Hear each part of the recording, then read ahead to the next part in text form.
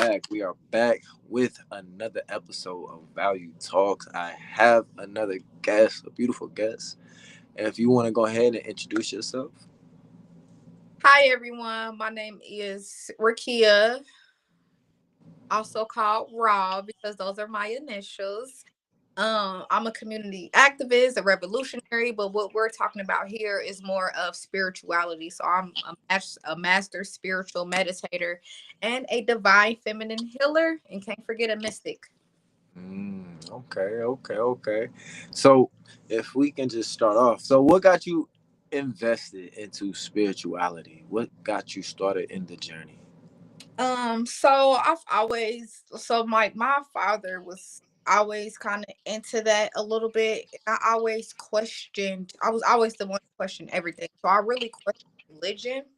Mm-hmm. And then once I met my child's father, because he was doing a lot of he's actually a Wiccan. And so he was doing a lot of astral projection and stuff like that. So he introduced me to it, and I'm like, oh, okay, this is resonating more with my spirit than religion. And so that's what kind of brought me into this realm. Okay. So when I first got on your page, I found you on TikTok. For everybody who don't know, I found her on TikTok. She was spitting some talking that one shit. If you understand Ashe. what I'm talking about, she was talking that one shit, and I had to tap in, and we've been talking ever since. So on your page it says the divine feminine, right? And I just want to know. So how would you express the divine feminine, not as like theory, but as a practical thing? Divine feminine would be one with everything around, one with nature, one with Mother Earth, one with Mother Nature, not looking at things, how can I say, as objects, but more of living, if that makes sense. Like, and the divine feminine is letting go of those patriarchal conditionings that we've been under, right? Especially looking at,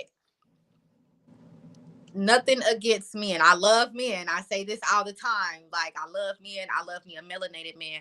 But going from that conditioning of patriarchal society, like divine feminine women used to rule this world. Like, that's just, it's so many things out there that talk about that.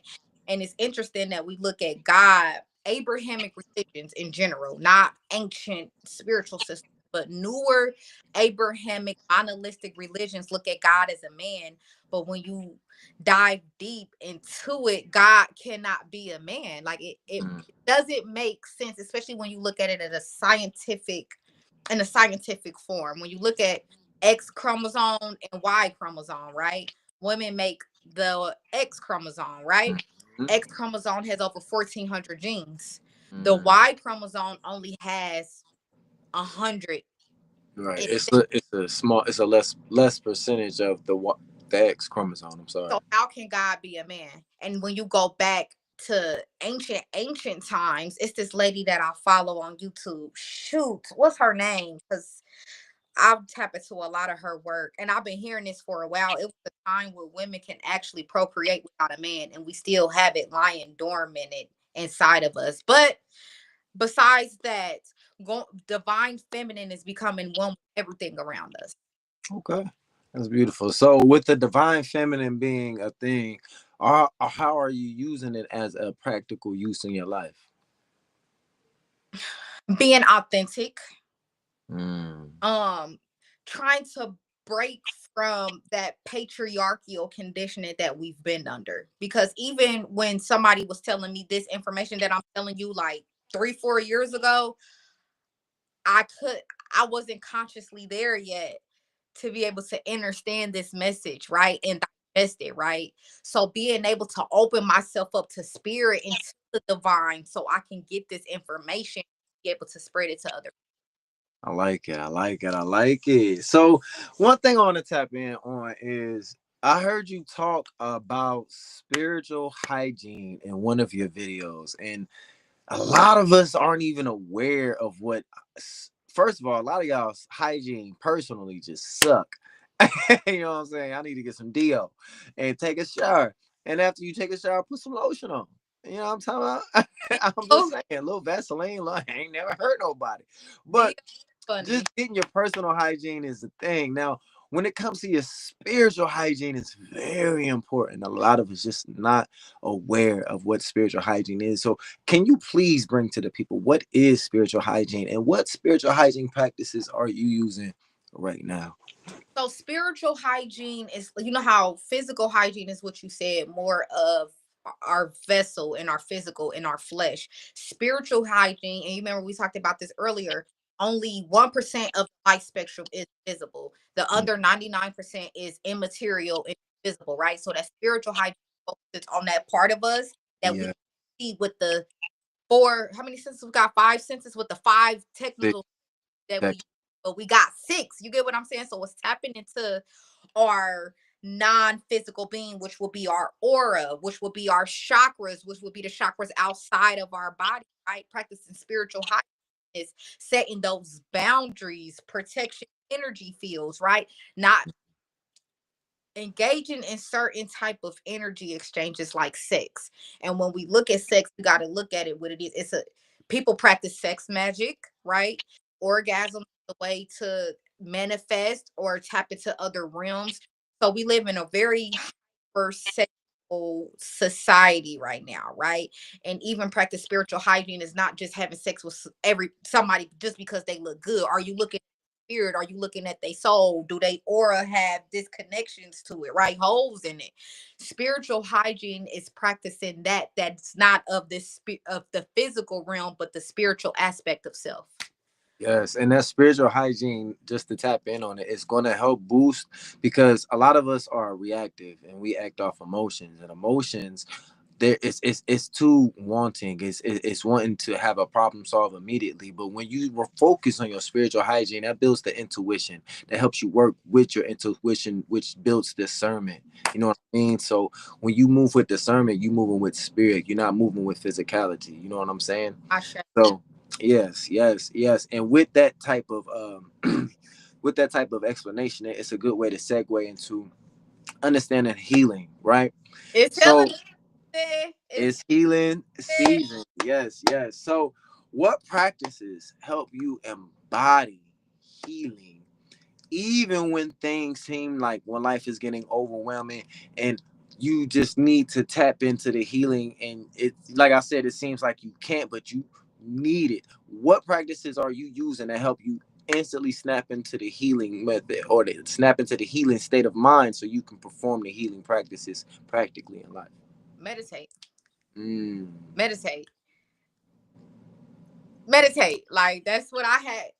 And meditate.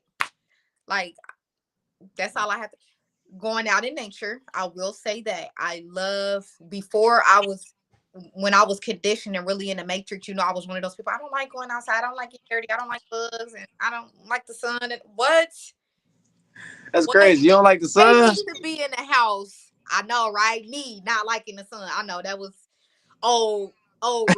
I was old with you. This is a new rebirth. So now you can't pay me to be in the house when it's hot outside. Like literally, I want to be outside. I move with the sun. Like in the back of my house, the sun rises. When the sun moves over my, I'm in the front with it. I move with the sun. I move with nature. So I would definitely say meditation for sure. Journaling, letting out those thoughts, right? Seeing it on paper, just releasing and meditating. Meditating saved me from depression. Meditating saved me from postpartum depression. Meditating saved me from being who I was. Meditating helped me tap into my shadow self, right? Doing the inner work, opening up to spirit, meditating. Wow. And just to tap in on that real quick, for a lot of you who have a problem meditating, just following a specific count, because the mouth and the nose send different signals to the brain. The nose activates your parasympathetic systems. When you breathe through the mouth, it activates the sympathetic system, which is responsible for fight or flight. We want to have a body that's always in safety because safety allows us to receive.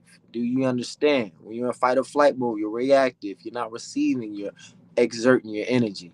So if you need help with meditation. I have guided meditations on my YouTube page right now. The nervous system reset guided meditation. I have a I am a millionaire guided meditation. I have a visualization guided meditation. There are meditations that I upload 2 times per week. I also have products that you can go to on my website. Link is in description. Link is also in my bio if you're Go on shop. TikTok. Go shop, go Go shop. But most importantly, I have free guides in there right now. Awareness before change. Oh, it is free. Go check it out right now. So, with that being said, I want to ask you this question. Mhm. How have you used awareness as a tool in your life for change and change and balance? How have I used awareness in my life for change or balance? And then let me just tap in on that real quick because like I wrote the book Awareness Before Change because a lot of us don't understand that we need awareness before any type of specific change, right? Now, awareness is it has a lot to do with your spirituality in itself because first of all, to be in the spirit means to be aware. You know what I'm saying? So with me saying awareness has allowed me to catch thoughts that are not mine. And it's I allowed me to say it again. I follow you. Yeah, you know what I'm saying. So I, with that being said, how have you used awareness as a way to enhance your life for quality and balance? so first, I'm glad you explained it. Thank you. So first, it's knowing that there is a problem, right? Like how you said, having that aware. First step is awareness. Second step is change. I always say that. So this is alignment for sure. So it's being aware of the conditions that I was under. Is being aware of the flaws that I had, right, and actually wanting to change them. So seen I seen how flawed I was. That's Mm, I mean, now I'm beautifully flawed because I'm aware of it and I'm working on it and I'm changing. But it's like it's being aware that there's a problem, right? Like I've been through like a lot of traumatic experiences, right? And it started to shape my personality and who I was. And so once I seen who I was becoming, right? Or just even how they say you become a product of your environment. But I now I say don't become a product of your environment. Let your environment become a product of you. mm, So it's not letting how we were raised dictate who we can become. We can overcome them, right?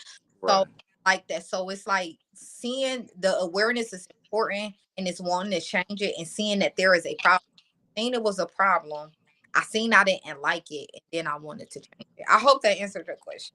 No, that definitely answered the question. Like she said, you guys need to be aware. Awareness allows you to be in the center so you can make a decision. Once you make a decision, awareness allows you to move with clarity of that decision. Do we understand? So, with that being And said, it's so crazy, real quick, because it's so crazy. yeah, yeah, Like people, they are aware of the problem, but I don't want to say they don't have the willpower for to change. Because I know people hmm say, like, like I need to fix X, Y, and Z, but don't take the steps or the initiative to change X, Y, and Z. Like they yes. stuck in those ways. Like And that's the thing. When you have the awareness, it allows you to be aware of the cycles.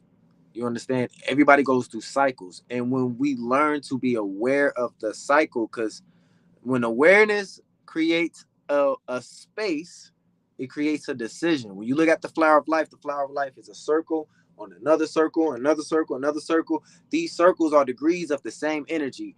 There is no good, there is no bad. There is only the degrees of the same energy, which is unconditional love.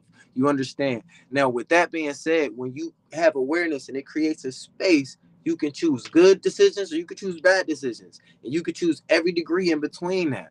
But what I'm trying to tell you is this: once you understand there's a cycle, you choose because the decision and the power of the decision is what's going to collapse that timeline. And that's what's going to allow you to move forward. Do we understand? Now, with that being said, I've been going through life brainwashed. I've been going through life, like I said, lacking the awareness.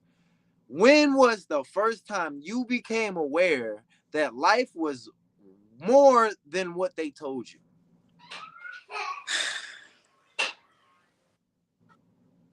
man, what was the first time? You got me tapping into my memory centers. That's Uh, good. Yeah, let us speak to us. When was the first time? I need to know because for me, let me break it down first. For me, my first time was listening to a book called Conversations with God by Neil Donald Walsh. hmm. And this book broke down to me that I was God and God was everything and the devil was God. And I was like, what? Wanted- And you feel me? It was kind of like reality shaker. You know what I'm saying? And with that being said, it let me know that maybe there was more to life than what I was being told. Because I grew up in church, and when you grow up in church, you get institutionalized. You know what I'm saying? So yeah. So you share with us how did that affect you? When did you first realize life is deep? It's not what they told us. Okay, so when I first got into spirituality, I was into like conspiracy theories and stuff. Right. It was a As book. we all do. That's kind of like what starts with the gateway drug. It's that's the first thing, and like you be like, oh my god, everything that I was taught was a complete lie. Like, and you can't let it break Mm, you, go because ahead. it will like really break you. And I was talking to my dad. Like, I remember I was sitting in a corner in my room, and I'm like, Dad, like, everything we was taught was a lie. Like the government, the matter of fact, it was a book by Bill Cooper called Behold a Pale Horse. Mm, And I was reading that book during COVID. I had bought that book during COVID. And it's like everything that he predicted 30 years ago, we're mm, seeing it coming to fruition. Like, I'm like, oh my, I had to stop reading it because I felt myself slipping down the rabbit hole deeper and deeper. I slipped too deep to where it was hard for me to back up. So I had to stop reading that book. Like they killed Bill Cooper. Like when like mm. attempts on his life and then they end up killing him. So just realizing matrix, this veil that we under, I'm like, oh my god, the whole even money is fake. Like realizing money is like the fiat currency that they have us worshiping, like the Woo, symbols it's on dollars, strong. like Yeah. thing. It's like it's rituals and it's spells and it's like they're practicing witchcraft and we don't even know it because they made it seem like it's not real. And so that's when I really realized, like, damn. But then it's like I that opened me up. But then as I tap more into spirit, tap more into my heart chakra, I started moving into a different direction, which was purpose. So the first time, man, it's like when I worked with my nonprofit through spirituality, I found my purpose, which is my nonprofit where I focus on mental health and psychology in the black community. The first time I ever experienced extreme bliss was the first event for Cuff. That's my organization named Cuff. We do Black Genocide Awareness Week. I After that event, I went home and I've never cried tears of joy like that before. I mean, my eyes are bloodshot red because I was just filled with so much bliss and joy. It was something I've never like that event. My granddad is not even spiritual. Like he's one of them conditioned older people. He called me the next day, was like, I don't know what it was. He was like, but it was something in the atmosphere. Like that's the only way that he can say what he was feeling there. Like he don't know nothing about energy and frequencies. He just said Yeah. Yeah. atmosphere. Like he was like, it was something in the atmosphere that I could feel. Like everybody could feel it. Like, but that's what happens when you move with purpose. The universe aligns for you. Another example. The last Black Genocide Awareness Week that I had was healing through nature. So I wanted to be outside. It was 30 minutes before it was set. We was having it at a garden. We had exotic animals. We had birds, snakes. It was lit. So I wanted to have it at a garden. 30 minutes before the event, it's pouring down raining. When I say it's pouring down raining, it's puddles of rain everywhere. People calling me like the news forecast is saying it's supposed to rain all night. Like the man where I was having that, he like, oh yeah, it's supposed to keep raining for at least 2 hours. I'm in the car crying. I'm like, no, I don't want to cancel. I kid you not. Sun came out, grass dried up. It didn't rain for the rest of the day. And Mm. it's so crazy. When I was talking to my best friend, she was like, oh, you know you one of God's favorites. Like I literally changed the weather That's possible. Listen to me. Yeah, that's the thing. You And can't. it's so crazy because when my right hand came to get me, I'm like, everybody, I mean, the cloud is dark. Like, you don't see no sky. It's dark. So when my right hand come get me, I'm like, it's going to start raining for the event. I said that it's pouring. You can't even get out the car. It's pouring down right like that. Mm. Right when we was going back to the house, the sun, clouds opening up, the sun coming out. You didn't even know it rained about 15 minutes ago. She jumped timelines, y'all. She said, "I need a timeline where it ain't no Hey, rain." hey, yeah, Talk that shit. So I kind of want to ask you a segue into a little question just based off what you were saying earlier. When did you think that conspiracy moved into truth? Like some of these conspiracies were true and they weren't conspiracies anymore.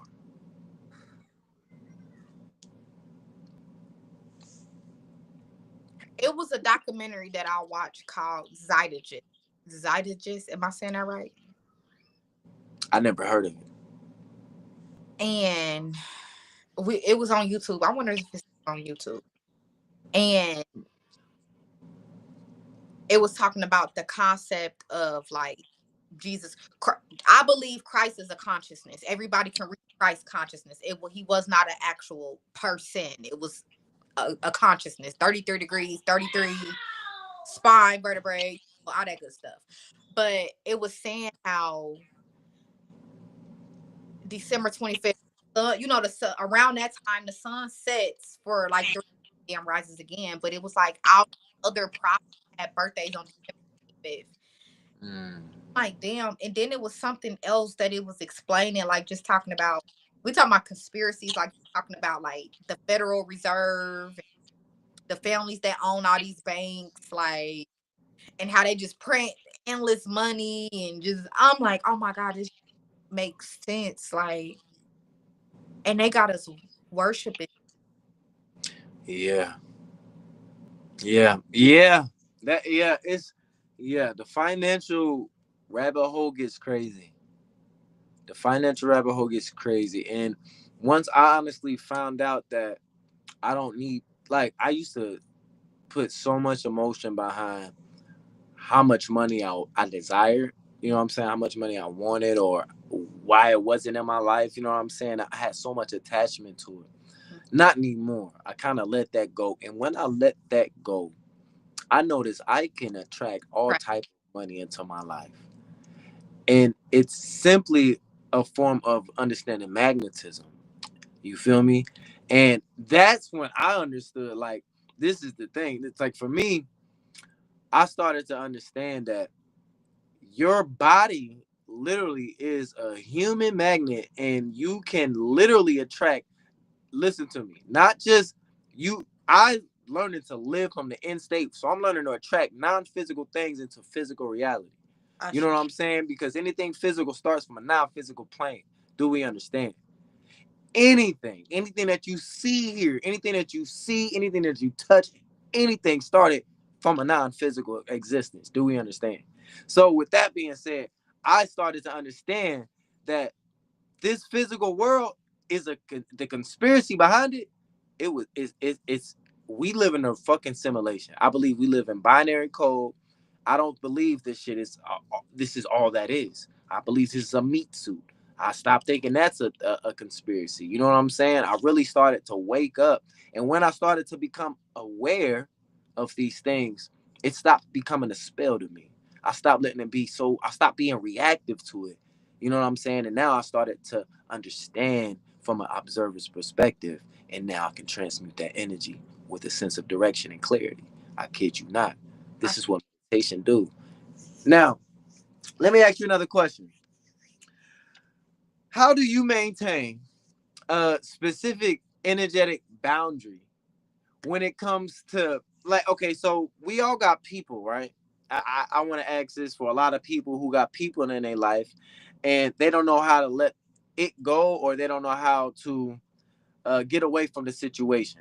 So a lot of people got people that can be leeches or they're just not good for people, right? They're not good for you. How do you maintain a specific energetic boundary when you got people around that's leeching off your energy and low key, you know they're not good for you, but you're so empathic that you still live in an unconditional state where you feel like you still got to give to this person even though it's not reciprocated. How do you maintain an energetic balance with that type of situation? Self-love. Mm, Self-love. It Self-love. You have to love yourself more. And when you love yourself more, you set boundaries right. You do what's best for you. It's everything goes back to self. Even when you're focusing on the divine feminine, that's self-love, loving yourself more, right? Setting those boundaries so you can live a better, authentic life. Even being yes. authentic is a form of self-love. So because sometimes we're so worried about what other people may think, people pleasing, right? We want to do everything that makes everybody else happy but us, right?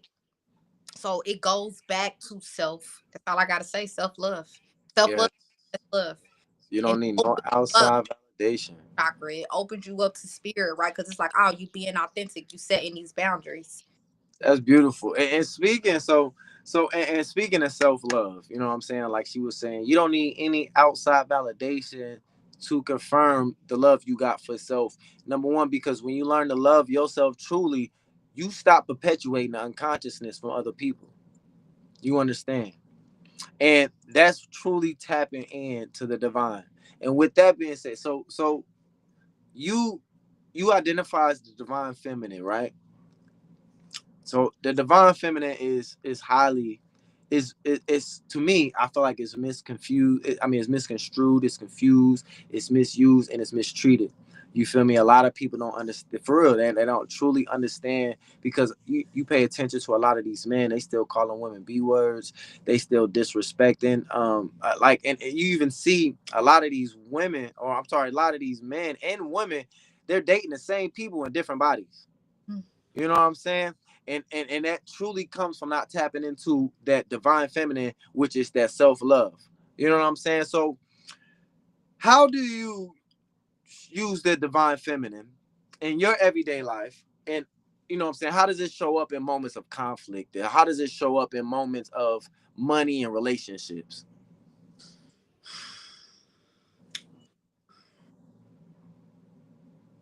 You say, how does it show up in money, conflict, and relationships? Yes, yes, yes. And, Like how are you like how does the divine feminine okay.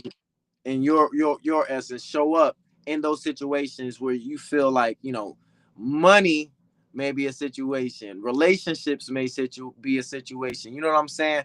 How does the divine feminine show up? Because for me, like I said, I still see a lot of men disrespecting women. They don't truly understand the divine feminine, because if they did, they wouldn't be approaching women the way they would. They wouldn't be living from a root chakra perspective. They'll come at them from a heart perspective, you know what I'm saying? When it comes to understanding reciprocation, money. You know what I'm saying? A lot of people don't understand that the divine feminine, like personally, this is just me. Y'all have been using a lot of y'all looks and personalities to manipulate a lot of men out of money. Let me answer because I was All right, all right, all right, all right. I'm sorry. I'm sorry. conflict. I'm gonna answer each one individually because each one has a different answer. For conflict, is having that emotional regulation and emotional intelligence, right? To not come off as super masculine, right? I think before I react or not react. Everything doesn't need a reaction. Like I'm at the phase now to where I don't want you to even get that type of energy from me because you don't deserve it. So why would Yeah, I give it to you, right? So right. what's learning is learning triggers when it's conflict. What triggers me? How can I calm down? It's having that emotional regulation, even with my nonprofit. And especially in the Black community, I preach emotional intelligence, learning how to manage and control your emotions, right? Because EQ is more important than IQ. So when it comes to conflict, it's emotional regulation, having that awareness, right? To know triggers and who you are and what can trigger you, and it's having emotional intelligence. When it comes to money, how I say, I've been saying this for like a couple of weeks. I say all sex ain't good sex. No, I say all money ain't good money and all sex ain't good sex. So it's Mm. realizing like I said, how women we were using our looks and all that superficial. things to try to get what we want. But if that money that we get and do, what are we attracting with it? Because money is an energy exchange, right? That's, you're exchanging something for something else. So it's realizing that our money ain't good money.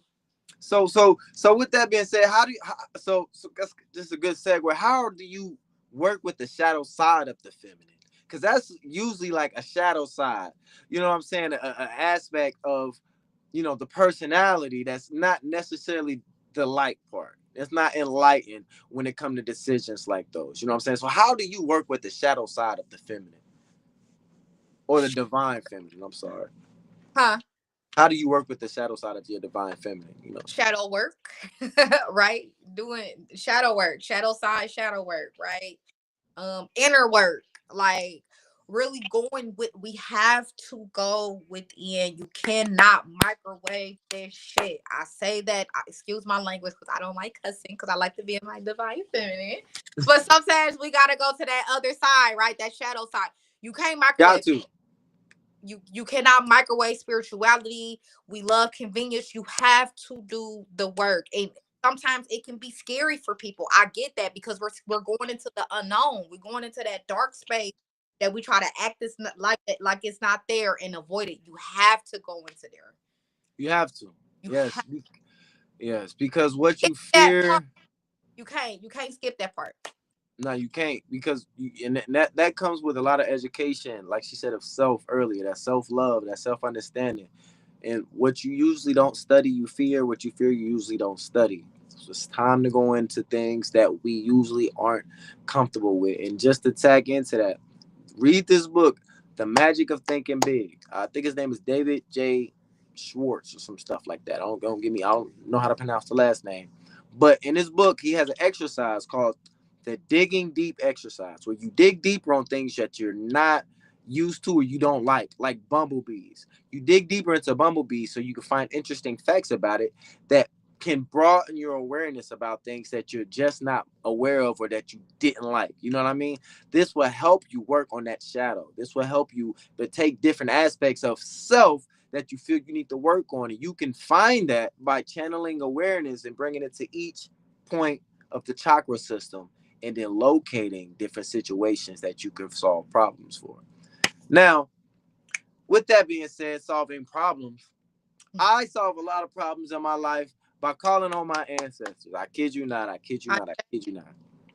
I use this every day, at least multiple, at least 6, 7 times a day. I call upon my ancestors of the highest light who has fully ascended to come and assist me with ancestral wisdom or whatever, such and such. This is something I use daily. So this is allowing me to tap into ancestry via word activation, vibration, meditation, intention, mantras. You know what I'm saying? So with that being said, how are you using ancestral work as a form of activation in your life? meditating, knowing who I knowing who I am. Because I feel like, I'm big on know thyself. So once you tap into that ancestral realm, you get to know who you are, what you come from, right? When it comes to like your bloodline as well. And I really, I don't like using the word hate, but I strongly like how they demonize us honoring our ancestors, right? But they put theirs on dollar bills and have us worship theirs. Um, and so when it comes to honoring, because if we don't remember who we come from, we're losing. It's cutting our roots off from who we are, right? It's that foundation off of what we come from, right? They already stripped us from our language, stripped us from our land, from who we are, right? Then they gave us an image, right? So not being able to connect with ancestors, right, is losing our identity. So going back to ancestor work is reclaiming that identity that was stolen from us, right?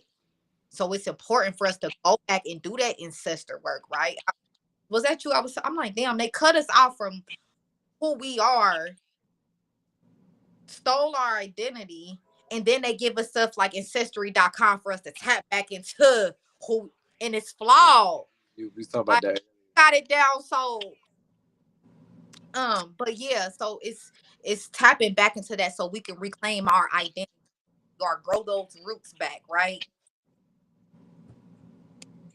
I understand. And a good way to tap back into a lot of that, like she said, meditation, getting the altar, doing a mental altar, feeding, understanding, because like she said, you want to go back to your roots because you don't know where you're going unless you know where you came from. I This is share. real shit. So you want to trace back to your roots, and a lot of, listen to me, there's a lot of tools out there. It's a lot of information out there. We're in an age of information where you can simply Google what you need to start ancestor work, because this is important. Now, what practice are you using to do this right now? Me meditating. So you strictly meditate? You don't have an altar or anything? Oh, I have you probably didn't see it when it was turned around. I have an altar, and I put different things on there. I actually got a picture of my grandma up right now. I got a pillow with me and my grandma, and it's also letting my son know who he comes from. Right, I show him pictures of people that passed away. This is your grandma Sherry.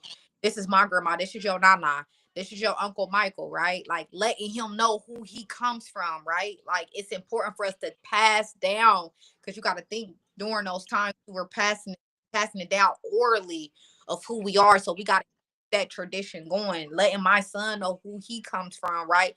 Not being afraid to go back and see. I remember a few weeks ago, we were at this like it's like a cafe, and who owns it is it's a pastor. So the girl, people I was with, they not Christian, but they was kind of having like a, I don't want to call it, it was a debate because the girl was Christian. Like, well, Jesus Christ is coming back. I hope y'all say blah blah blah. So she asked the man. She was like, "Who do you come from?" He like, "My parents." And she was like, "Who do your parents come from?" And he was like, he messed up a little bit. He was like, "I don't know, but I'm not going to believe in an imaginary God." But he could have kept going on if this makes sense. So she was like, "Who is your parent? Right. Who do your parents come from?" No, she said, "Who do you come from?" He said, "My parents." "Where do your parents come from?" "Their parents." "Where do their parents come from?" "Their parents." "Where do their parents come from?" "Their parents." We can literally, they could have kept going on and on and on. You get what I'm saying? We That's where we come from. That's what we can trace back. So why not go back to who we were, right? This is why they demonize us honoring and remembering our, because then we could trace back. They could have went back thousands of years. He could have kept saying, they parents, they parents, they parents, they parents, they parents. That's ancestry right there. Yes. And just to say this real quick, melanated individuals, for a lot of us who don't know, when you look at your skin, you see this dark, beautiful skin, right? And you look outside at nighttime and you see that dark sky, that darkness, that carbon. That is the same shit. Remember, We are the same shit as what you see in the sky. We are that old. Do you? That's what I'm saying. We go back. You like we are part of the universe, yo. Literally made of stardust. This is some real shit. Google it. It's not. I'm not it's saying this. scientifically I, proven. I swear to God, we are made of stardust. Okay. Now, with that being said, that means there's so much more to you than you can imagine. We only perceive less than 1% of light. And I want to ask you something. Why do you think that is? Why do you think that? Do you not think we probably being drugged? Do you not see the world polluted, the water polluted, people polluted, TV polluted? They giving us all type of chips that's drugging us up, the candy dragging us up. You know what I'm saying? Listen to me, y'all. We gotta protect ourselves. It's time to protect ourselves, and it's time to tap into who we really are. And if you can't just cut it off cold turkey is cool. Moderation, moderation. Okay. I So like that you did that because even when, because I don't drink anymore. It's been like 3 years since I drank. But like you said, it's like moderation. So once I'm like, I don't want hard liquor, I went to wine. And then from wine, I just cut it off. Like it's steps to it, right? Like it's so, and then like I used to smoke, but it's like I I put it back a little bit. Then it was like, okay, I will only smoke when I would like go at a party, or you get what I'm saying? Like if somebody had an event, people drinking, I'm like, I don't want to drink, but I want to smoke. You get what I'm saying? Because I was still winging myself off those, what can I call Brick it? by brick. It's step by step, day by day. And now it's like I can go to a party and be the life of the party, and I'm completely. I ain't even gonna say I'm sober off like man-made, drugs and stuff. That I'm off a natural high. Like they be like, "Is she drunk?" I'm like, "No, this is a natural high. You can feel it too. You don't need these drugs to feel this. Like it feels amazing. It feels better than those vices that we use to mask what we're going through. So, like you said, it's steps, it's levels to the shift, Steps. and So it's you talk about meditation a lot. Just to segue into this real quick, I want to ask you a question. What like meditations are you practicing? What meditations are you doing? For me, just the answer my question real quick, because the meditations that I like to do the most are mindfulness meditations. I like to be into very still, and I like to be mindful and just aware, not judging my thoughts, but kind of being aware of them. You know what I'm saying? So, what kind of meditations are you practicing? right now I'm in that mindfulness stage too. I sit in complete silence, earbuds in my ears, something over my eyes. Like I go into that deep dark place. Nothing's wrong with the darkness, right? That's another conditioning that we have to get out of. We have to go into that darkness. So I complete darkness, complete stillness. And my so right now I'm focusing on my crown chakra, and I'm focusing on I call it soul chakra. I don't know what other people call it, but the chakras on the bottom.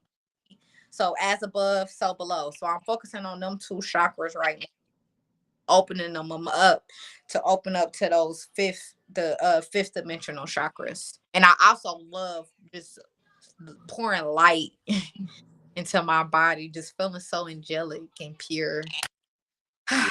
Yes, yes. And if you don't mind, just a segue. So, are you doing any type of like mantras or affirmations to make sure that you're staying in the meditation? As I'm meditating, Hmm. oh yeah, I have like a whole routine in my head. Like I go through like a whole like right now I'm at like 3 hours at meditating, and I have like a whole. Wow. And let me just say, I did not start off at 3 hours. Like this took 8 7 8 years. When I first started off, it was like 15 20 minutes. Then that turned into 30 minutes. 30 turned into 45. 45 turned into an hour. Hour turned into an hour and 30.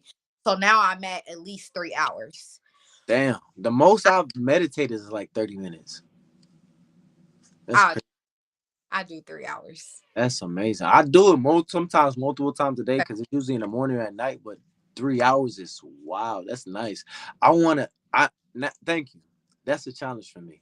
I'm going to do that. I'm going to try it. I need to, I like it. But it's like I said, this is an evolution of meditating So from. holding it for 3 hours, what are you focused on? The breath? Is it the words? Is it the So when I humming? first, so when I first start off, it's like really just putting myself in there. So I'm just relaxing my body, like doing breathing, and then I say like relax my mind, relax my body, breathing in, release tension, and so I'm really putting myself into that center. Then I start focusing on light, and then I focusing on healing energy, and then I focus on my God energy, and then that's when I focus on my chakras, and then I do say mantras, and then now I'm ending it because I'm like, okay, my body is craving more at this point. It's like, okay, you're doing this same meditation for like a year now. We gotta kick it up a notch. So Nice. now Yes. I'm Yes. trying to move my energy, out my body and do all that type stuff. So yeah, I have a whole routine and it's different routines that I go throughout. It's like segments in my meditation. That's beautiful. I noticed that when you do choose to meditate, so if you choose to meditate as a beginner, I found that affirmations or mantras really help. One mantra I use that really helps is Am Shati Am Prem. Am Shati Am Prem. What that mean? It means safe body. How do I translate? Safety in the body, or body is safe, or something like, or light to the body. I forgot the translation. But it soothes my body. And I read somewhere a long time ago that actually saying things in a different language, especially not in English, is more powerful. And I get it now, understanding the alphabet, seeing that the alphabet is it's a hypnotic language. It's a You got spell. It's a it's spell. the spell. Cursive. It's I just want to do a whole live on that one day. Because yeah, it's deep, y'all. It's deep. But anyways, yeah, I use mantras and I use affirmations, and I'm Shati, I'm Prem. Like I said, y'all can Google it. You figure out what it means. It's totally safe.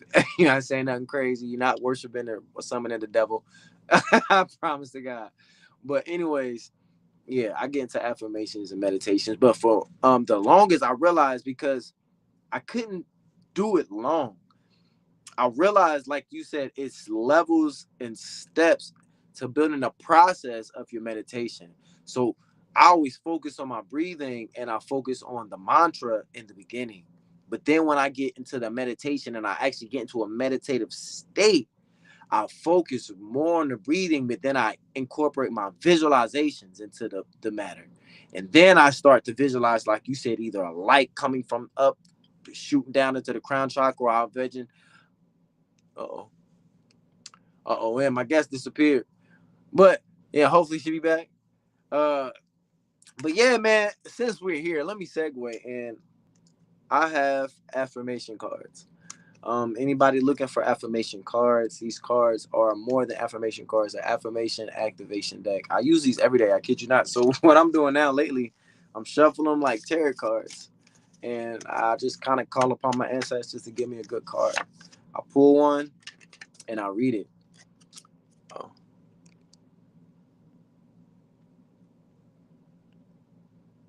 can you hear what happened? I don't know. Was you talking that whole time? I was promoting, yeah, because you was gone. Got these affirmation cards. Go It was buy like one. connection is lost. That's interesting. It's okay. It's okay. But yeah, yeah, We were yeah. talking So too let me much. get in one last question before we go. Wrap it up real quick. And I need to know this. We need to know this. People listening need to know this. If you are getting into the spiritual journey, right, and you're a beginner, Uh-huh. what are some basic do's and what are some basic don'ts?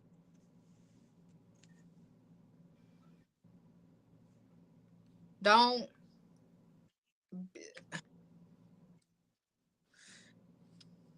have your own identity.